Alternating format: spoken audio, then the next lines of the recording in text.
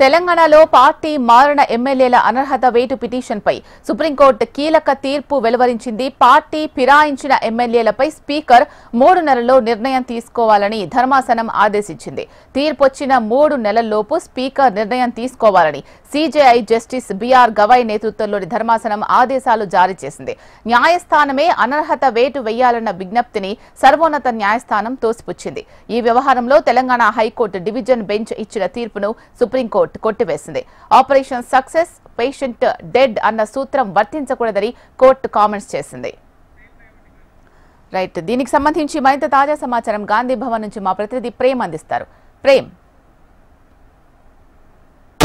మీరన్నట్టుగానే ఏదైతే party ఫిరాయించినటువంటి ఎమ్మెల్యేలపై supreme court ఇచ్చినటువంటి తీర్పుపై కాంగ్రెస్ పార్టీకి సంబంధించి కూడా కొంత సుప్రీంకోర్టు, ఎందుకంటే ఉన్నత న్యాయస్థానం ఇచ్చినటువంటి తీర్పుపై నేతలు ఎవరు కూడా మాట్లాడొద్దని చెప్పి భావించారు. ముఖ్యంగా మొదటి నుంచి కూడా ఫిరాయింపులపై కనుక మనం చూసుకుంటే మొదటి నుంచి కాంగ్రెస్ పార్టీ బీఆర్ఎస్ 10 ఏళ్ల పాలనలో ఫిరాయింపులపై పెద్ద ఎత్తున ఫిర్యాదులు కానీ, మరొక వైపు ప్రతి చోట ప్రతి ప్రెస్ మీట్ కానీ లేకపోతే మిగతా అన్ని చోట్ల కూడా ఫిరాయింపులను వ్యతిరేకించుకుంటూ వచ్చింది. ఫిరాయింపులపై రేవంత్ రెడ్డితో అప్పటి పీసీసీ చీఫ్ ప్రస్తుత సీఎం అయినటువంటి రేవంత్ రెడ్డితో పాటు ప్రతి ఒక్క కాంగ్రెస్ నేత వ్యతిరేకించారు. కానీ ఇప్పుడు కాంగ్రెస్ అధికారంలోకి వచ్చిన తర్వాతనే 10 మంది ఎమ్మెల్యేలు కాంగ్రెస్ నుంచి బీఆర్ఎస్ నుంచి కాంగ్రెస్లోకి రావడం జరిగింది. వచ్చిన దానిపై గతంలో బీఆర్ఎస్ ఎట్లయితే స్పందించిందో ఇలా కాంగ్రెస్ కూడా అట్లనే స్పందిస్తుంది.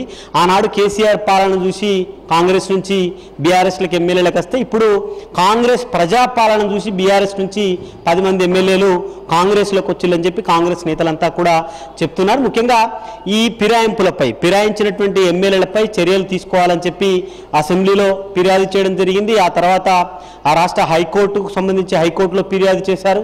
ఆ తర్వాత సుప్రీంకోర్టు కూడా వెళ్ళడం జరిగింది. ఇక తుది తీర్పుగా ఈరోజు తీర్పు ఏ విధంగా ఉంటుందని చెప్పి పెద్ద ఎత్తున ఆశించారు. కానీ 3 నెలల గడువిస్తూ దాంతోపాటు ఖచ్చితంగా స్పీకర్ ఏండ్లు ఏదైతే టైం తీసుకోకూడదు దానిపై నిర్ణయం తీసుకోవాలని చెప్పేసి కూడా ఆ సుప్రీంకోర్టు చెప్పిన దానిపై ఇక 10 మంది ఎమ్మెల్యేలు అంతా కూడా 10 మంది ఎమ్మెల్యేలు కొంత ఊపిరి పీల్చుకున్నట్టే 3 నెలల లోపు ఇక ఏదైతే స్పీకర్ కార్యాలయం అసెంబ్లీ ఎట్లాంటి నిర్ణయం తీసుకుంటుంది అనేది కూడా కొంత వేచి చూడాల్సినటువంటి అవసరమైతే ఉంది. ఈరోజే సుప్రీంకోర్టు తీర్పు వెల్లడించింది కాబట్టి ఇక వారికి అందాల్సినటువంటి ఆర్డర్స్, ఆ తర్వాత ప్రక్రియ ఎట్లా ముందుకు ఎట్లా వెళ్తారనేది అయితే కొంత వేచి చూడాల్సినటువంటి అవసరం ఉంది. గతంలో మిగతా రాష్ట్రాల్లో దేశవ్యాప్తంగా జరిగినటువంటి కొన్ని రాష్ట్రాల్లో ఫలితాలను కనుక మనం చూసుకుంటే పార్టీ ఫిరాయించినటువంటి ఎమ్మెల్యేలపై అక్కడ రాష్ట్ర ప్రభుత్వాలు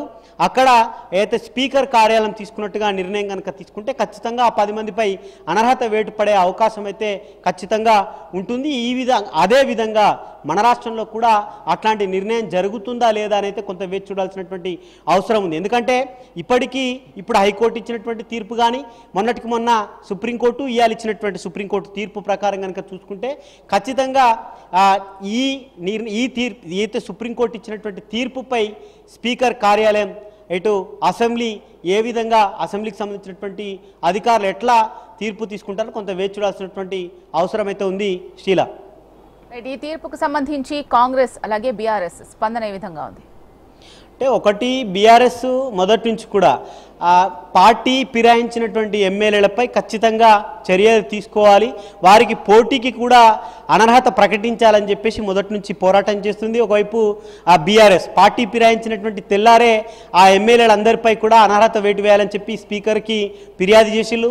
ఆ తర్వాత హైకోర్టుకు వెళ్ళి ఆ తర్వాత సుప్రీంకోర్టుకు కూడా వెళ్ళడం జరిగింది. అటు బీఆర్ఎస్ నుంచి పార్టీ ఫిరాయించినటువంటి ఎమ్మెల్యేలందరిపై పెద్ద ఎత్తున గట్టిగానే పోరాటం చేస్తున్నారు. కానీ కాంగ్రెస్ పార్టీ మాత్రం ప్రజాపాలనలో భాగంగానే కాంగ్రెస్ చేస్తున్నటువంటి అభివృద్ధి కార్యక్రమాలను చూసి ఆ నియోజకవర్గంలో మేము ఎక్కడ వెనుకబడిపోతామో అని చెప్పేసి ఆ నేతలంతా మా పార్టీలోకి వస్తున్నారని చెప్పి ఆ పీసీసీ చీఫ్ కానీ సీఎం రేవంత్ రెడ్డి కానీ చెప్పడం జరిగింది. స్వయంగా సీఎం రేవంత్ రెడ్డే మా గాంధీ భవన్ గేట్లు ఎప్పటికీ తెరిచే ఉంటాయి, రావాలనుకున్న వాళ్ళు రావచ్చని కూడా చెప్పడం జరిగింది.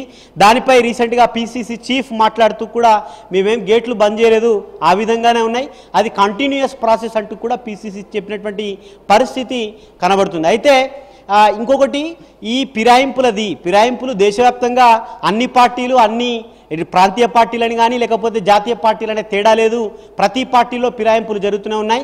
ఇక్కడ కూడా అవే ఫిరాయింపులు జరిగాయని చెప్పేసి కూడా వారు చెప్పినటువంటి పరిస్థితి అయితే కనబడుతుంది. ఇక కాంగ్రెస్ పార్టీ ఎందుకంటే అత్యున్నత న్యాయస్థానం అనేటువంటి సుప్రీంకోర్టు తీర్పు కాబట్టి దీనిపై మాట్లాడడానికైతే కొంత అనాసక్తిగా ఉన్నట్లయితే తెలుస్తుంది. షీలా. Right, thank you.